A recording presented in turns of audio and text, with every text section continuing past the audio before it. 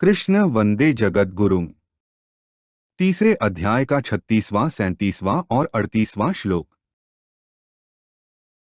तीसरे अध्याय का 36वां श्लोक। अर्जुन उवाच अथ केन प्रयुक्तोऽयं पापं चरति पुरुषः अनिच्छन्नपि वार्ष्णेय बलादिव नियोजितः। ऊपर कहे गए श्लोकों का अर्थ है। अर्जुन बोले, हे वार्ष्णेय, फिर यह मनुष्य न चाहता हुआ भी जबरदस्ती लगाए हुए की तरह किससे प्रेरित होकर पाप का आचरण करता है। अथ केन प्रयुक्तोऽयं बलादिव नियोजितः का अर्थ है, यदुकुल में वृष्णि नाम का एक वंश था। उसी वृष्णि वंश में अवतार लेने से भगवान श्री कृष्ण का एक नाम वार्ष्णेय है। पूर्व श्लोक में भगवान ने स्वधर्म पालन की प्रशंसा की है। धर्म वर्ण और कुल का होता है, अतः अर्जुन भी कुल वंश के नाम से भगवान को संबोधित करके प्रश्न करते हैं।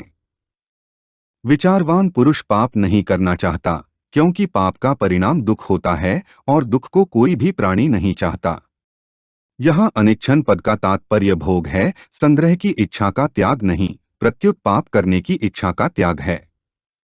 कारण कि भोग और संग्रह की इच्छा ही समस्त पापों का मूल है, जिसके न रहने पर पाप होते ही नहीं। विचारशील मनुष्य पाप करना तो नहीं चाहता, पर भीतर सांसारिक भोग और संग्रह की इच्छा रहने से वह करने योग्य कर्तव्य कर्म नहीं कर पाता और न करने योग्य पाप कर्म कर बैठता है। अनिच्छन पद की प्रबलता को बताने के लिए अर्जुन बलादिव नियोजितः पदों को कहते हैं। तात्पर्य यह है कि पापवृत्ति के उत्पन्न होने पर विचारशील पुरुष उस पाप को जानता हुआ उससे सर्वथा दूर रहना चाहता है, फिर भी वह उस पाप में ऐसे लग जाता है जैसे कोई उसको जबरदस्ती पाप में लगा रहा हो। इससे ऐसा मालूम होता है कि पाप में लगाने वाला कोई बलवान कारण है। पापों में प्रवृत्ति का मूल कारण है काम, अर्थात सांसारिक सुख भोग और संग्रह की कामना। परंतु इस कारण की ओर दृष्टि न रहने से मनुष्य को यह पता नहीं चलता कि पाप कराने वाला कौन है। वह यह समझता है कि मैं तो पाप को जानता हुआ उससे निवृत्त होना चाहता हूँ, पर मेरे को कोई बलपूर्वक पाप में प्रवृत्त करता है, जैसे दुर्योधन ने कहा है। तीसरे अध्याय का 37वां श्लोक। श्री भगवानुवाच काम एष क्रोध एष रजोगुण समुद्भवः महाश्नो महापापमा विध्येन में वैरिणम। ऊपर कहे गए श्लोकों का अर्थ है, श्री भगवान बोले, रजोगुण से उत्पन्न हुआ यह काम ही क्रोध है। यह बहुत खाने वाला और महापापी है। इस विषय में तू इसको ही वैरी जान। काम एष क्रोध एषः का अर्थ है, मेरी मनचाही हो यही काम है। उत्पत्ति विनाशील जड़ पदार्थों के संग्रह की इच्छा, संयोगजन्य सुख की इच्छा, सुख की आसक्ति, ये सब काम के ही रूप हैं। पाप कर्म कहीं तो काम के वशीभूत होकर और कहीं क्रोध के वशीभूत होकर किया गया दिखता है। दोनों से अलग अलग पाप होते हैं, इसलिए दोनों पद दिए। वास्तव में काम अर्थात उत्पत्ति विनाशील पदार्थों की कामना, प्रियता, आकर्षण ही समस्त पापों का मूल है। कामना में बाधा लगने पर काम ही क्रोध में परिणत हो जाता है। इसलिए भगवान ने एक कामना को ही पापों का मूल बताने के लिए उपर्युक्त पदों में एकवचन का प्रयोग किया है।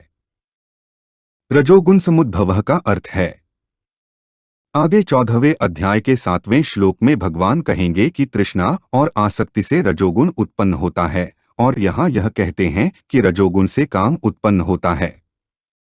इससे यह समझना चाहिए कि राग से काम उत्पन्न होता है और काम से राग बढ़ता है। तात्पर्य यह है कि सांसारिक पदार्थों को सुखदायी मानने से राग उत्पन्न होता है, जिससे अंतःकरण में उनका महत्व दृढ़ हो जाता है। फिर उन्हीं पदार्थों का संग्रह करने और उनसे सुख लेने की कामना उत्पन्न होती है। पुनः कामना से पदार्थों में राग बढ़ता है। यह क्रम जब तक चलता है तब तक पाप कर्म से सर्वथा निवृत्ति नहीं होती।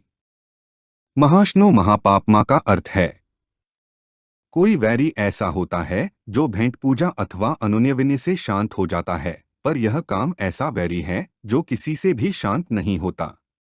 इस काम की कभी तृप्ति नहीं होती। जैसे धन मिलने पर धन की बढ़ती ही चली जाती है, ऐसे ही ज्यों ज्यों भोग मिलते हैं त्यों ही त्यों कामना बढ़ती ही चली जाती है। इसलिए कामना को महाशनः कहा गया है। कामना ही संपूर्ण पापों का कारण है। चोरी, डकैती, हिंसा आदि समस्त पाप कामना से ही होते हैं। इसलिए कामना को महापापमा कहा गया है। कामना उत्पन्न होते ही मनुष्य अपने कर्तव्य से, अपने स्वरूप से और अपने इष्ट भगवान से विमुख हो जाता है और नाशवान संसार के सम्मुख हो जाता है। नाशवान के सम्मुख होने से पाप होते हैं और पापों के फलस्वरूप नरकों तथा नीच योनियों की प्राप्ति होती है। संयोगजन्य सुख की कामना से ही संसार सत्य प्रतीत होता है और प्रतिक्षण बदलने वाले शरीरादि पदार्थ स्थिर दिखाई देते हैं। सांसारिक पदार्थों को स्थिर मानने से ही मनुष्य उनसे सुख भोगता है और उनकी इच्छा करता है। सुख भोग के समय संसार की क्षणभंगुरता की ओर दृष्टि नहीं जाती और मनुष्य भोग को तथा अपने को भी स्थिर देखता है। जो प्रतिक्षण मर रहा है, नष्ट हो रहा है, उस संसार से सुख लेने की इच्छा कैसे हो सकती है? पर संसार प्रतिक्षण मर रहा है, इस जानकारी का तिरस्कार करने से ही सांसारिक सुख भोग की इच्छा होती है। विध्येन में वैरिणम का अर्थ है। यद्यपि वास्तव में सांसारिक पदार्थों की कामना का त्याग होने पर ही सुख शांति का अनुभव होता है, तथापि मनुष्य अज्ञानवश पदार्थों से सुख का होना मान लेता है। इस प्रकार मनुष्य ने पदार्थों की कामना को सुख का कारण मानकर उसे अपना मित्र और हितैषी मान रखा है। इस मान्यता के कारण कामना कभी मिटती नहीं। इसलिए भगवान यहाँ कहते हैं कि इस कामना को अपना मित्र नहीं, प्रत्युत वैरी जानो। कामना मनुष्य की वैरी इसलिए है कि यह मनुष्य के विवेक को ढककर उसे पापों में प्रवृत्त कर देती है। संसार के संपूर्ण पापों, दुखों, नरकों आदि के मूल में एक कामना ही है। इस लोक और परलोक में जहाँ कहीं कोई दुख पा रहा है, उसमें असत की कामना ही कारण है। कामना से सब प्रकार के दुख होते हैं और सुख कोई सा भी नहीं होता। तीसरे अध्याय का 38वां श्लोक। धूमेनाव्रियते वह्निर्यथादर्शो मलेन च यथोल्बेनावृतो गर्भस्तथा तेनेद्मावृतम्। ऊपर कहे गए श्लोकों का अर्थ है, जैसे धुएं से अग्नि और मैल से दर्पण ढक जाता है तथा जैसे जेर से गर्भ ढका रहता है, ऐसे ही उस काम के द्वारा यह ज्ञान विवेक ढका हुआ है। धूमेनाव्रियते वह्निः का अर्थ है, जैसे धुएं से अग्नि ढकी रहती है, ऐसे ही कामना से मनुष्य का विवेक ढका रहता है, अर्थात स्पष्ट प्रतीत नहीं होता। विवेक बुद्धि में प्रकट होता है। बुद्धि 3 प्रकार की होती है, सात्विकी, राजसी और तामसी। सात्विकी बुद्धि में कर्तव्य ठीक ठीक ज्ञान होता है, राजसी बुद्धि में कर्तव्य का ठीक ठीक ज्ञान नहीं होता और तामसी बुद्धि में सब वस्तुओं का विपरीत ज्ञान होता है। कामना उत्पन्न होने पर सात्विकी बुद्धि भी धुएं से अग्नि के समान ढकी जाती है, फिर राजसी और तामसी बुद्धि का तो कहना ही क्या है। सांसारिक इच्छा उत्पन्न होते ही पारमार्थिक मार्ग में धुआं हो जाता है। अगर इस अवस्था में सावधानी नहीं हुई तो कामना और अधिक बढ़ जाती है। कामना बढ़ने पर तो पारमार्थिक मार्ग में अंधेरा ही हो जाता है। उत्पत्ति विनाशशील जड़ वस्तुओं में प्रियता, महत्ता, सुखरूपता, सुंदरता, विशेषता आदि दिखने के कारण ही उनकी कामना पैदा होती है। यह कामना ही मूल में विवेक को ढकने वाली है। अन्य शरीरों की अपेक्षा मनुष्य शरीर में विवेक विशेष रूप से प्रकट है, किंतु जड़ पदार्थों की कामना के कारण वह विवेक काम नहीं करता। कामना उत्पन्न होते ही विवेक धुंधला हो जाता है। जैसे धुएं से ढकी रहने पर भी अग्नि काम कर सकती है, ऐसे ही यदि साधक कामना के पैदा होते ही सावधान हो जाए तो उसका विवेक काम कर सकता है। प्रथमावस्था में ही कामना को नष्ट करने का सरल उपाय यह है कि कामना उत्पन्न होते ही साधक विचार करे कि हम जिस वस्तु की कामना करते हैं, वह वस्तु हमारे साथ सदा रहने वाली नहीं है। वह वस्तु पहले भी हमारे साथ नहीं थी और बाद में भी हमारे साथ नहीं रहेगी तथा बीच में भी उस वस्तु का हमारे से निरंतर वियोग हो रहा है। ऐसा विचार करने से कामना नहीं रहती। यथादर्शो मलेन च का अर्थ है, जैसे मैल से ढक जाने पर दर्पण में प्रतिबिंब दिखना बंद हो जाता है, ऐसे ही कामना का वेग बढ़ने पर मैं साधक हूँ, मेरा यह कर्तव्य और यह अकर्तव्य है, इसका ज्ञान नहीं रहता। अंतःकरण में नाशवान वस्तुओं का महत्व ज्यादा हो जाने से मनुष्य उन्हीं वस्तुओं के भोग और संग्रह की कामना करने लगता है।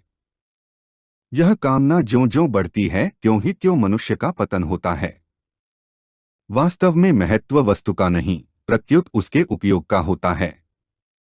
रुपये, विद्या, बल आदि स्वयं कोई महत्व की वस्तुएं नहीं हैं, उनका सदुपयोग ही महत्व का है। यह बात समझ में आ जाने पर फिर उनकी कामना नहीं रहती, क्योंकि जितनी वस्तुएं हमारे पास में हैं, उन्हीं के सदुपयोग की हमारे पर जिम्मेवारी है। उन वस्तुओं को भी सदुपयोग में लगाना है, फिर अधिक की कामना से क्या होगा? कारण की कामना मात्र से वस्तुएं प्राप्त नहीं होती। सांसारिक वस्तुओं का महत्व ज्यों-ज्यों कम होगा, त्यों ही त्यों परमात्मा का महत्व साधक के अंतःकरण में बढ़ेगा। सांसारिक वस्तुओं का महत्व सर्वथा नष्ट होने पर परमात्मा का अनुभव हो जाएगा और कामना सर्वथा नष्ट हो जाएगी। यथोल्बेनावृतो गर्भ का अर्थ है, दर्पण पर मैल आने से उसमें अपना मुख तो नहीं दिखता, पर यह दर्पण है ऐसा ज्ञान तो रहता ही है। परंतु जैसे जैसे ढके गर्भ का यह पता नहीं लगता कि लड़का है या लड़की, ऐसे ही कामना की तृतीयावस्था में कर्तव्य का पता नहीं लगता, अर्थात विवेक पूरी तरह ढक जाता है। विवेक ढक जाने से कामना का वेग बढ़ जाता है। कामना में बाधा लगने से क्रोध उत्पन्न होता है, फिर उससे सम्मोह उत्पन्न होता है। सम्मोह से बुद्धि नष्ट हो जाती है। बुद्धि नष्ट हो जाने पर मनुष्य करने योग्य कार्य नहीं करता और झूठ, कपट, बेईमानी, अन्याय, पाप, अत्याचार आदि न करने योग्य कार्य करने लग जाता है। ऐसे लोगों को भगवान मनुष्य भी नहीं कहना चाहते। इसीलिए 16वें अध्याय में जहां ऐसे लोगों का वर्णन हुआ है, वहां भगवान ने 8वें से 18वें श्लोक तक मनुष्यवाचक कोई शब्द नहीं दिया। स्वर्गलोक की कामना वाले लोगों को भी भगवान ने कामात्मानः कहा है, क्योंकि ऐसे लोग कामना के ही स्वरूप होते हैं। कामना में ही तदाकार होने से उनका निश्चय होता है कि सांसारिक सुख से बढ़कर और कुछ है ही नहीं। यद्यपि कामना की इस तृतीयावस्था में मनुष्य की दृष्टि अपने वास्तविक उद्देश्य परमात्म प्राप्ति की तरफ नहीं जाती, तथापि किन्हीं पूर्व संस्कारों से, वर्तमान के किसी अच्छे संग से अथवा अन्य किसी कारण से उसे अपने उद्देश्य की जागृति हो जाए तो उसका कल्याण भी हो सकता है। तथा तेनेद्मावृतम का अर्थ है। इस श्लोक में भगवान ने एक काम के द्वारा विवेक को ढकने के विषय में 3 दृष्टांत दिए हैं। अतः उपर्युक्त पदों का तात्पर्य यह है कि एक काम के द्वारा विवेक ढका जाने से ही काम की तीनों अवस्थाएं प्रबुद्ध होती हैं। कामना उत्पन्न होने पर उसकी ये 3 अवस्थाएं सबके हृदय में आती हैं। परंतु जो मनुष्य कामना को ही सुख का कारण मानकर उसका आश्रय लेते हैं और कामना को त्याज्य नहीं मानते, वे कामना को पहचान ही नहीं पाते। परंतु परमार्थ में रुचि रखने वाले तथा साधन करने वाले पुरुष इस कामना को पहचान लेते हैं। जो कामना को पहचान लेता है वही कामना को नष्ट भी कर सकता है। भगवान ने इस श्लोक में कामना की 3 अवस्थाओं का वर्णन उसका नाश करने के उद्देश्य से ही किया है, जिसकी आज्ञा उन्होंने आगे 41वें और 43वें श्लोक में दी है। वास्तव में कामना उत्पन्न होने के बाद उसके बढ़ने का क्रम इतनी तेजी से होता है कि उसकी उपर्युक्त 3 अवस्थाओं को कहने में तो देर लगती है, पर कामना के बढ़ने में कोई देर नहीं लगती। कामना बढ़ने पर तो अनर्थ परंपरा ही चल पड़ती है। संपूर्ण पाप, संताप, दुख आदि कामना के कारण ही होते हैं। अतएव मनुष्य को चाहिए कि वह अपने विवेक को जागृत रखकर कामना को उत्पन्न ही न होने दे। यदि कामना उत्पन्न हो जाए तो भी उसे प्रथम या द्वितीय अवस्था में ही नष्ट कर दे, उसे तृतीय अवस्था में तो कभी आने ही न दे। हमारे चैनल को सब्सक्राइब करें। अगर यह जानकारी आपको अच्छी लगी तो वीडियो को लाइक करें, वीडियो को अपने दोस्तों के साथ शेयर करें, अपने सुझाव हमें कमेंट करके बताएं। जय श्री कृष्णा।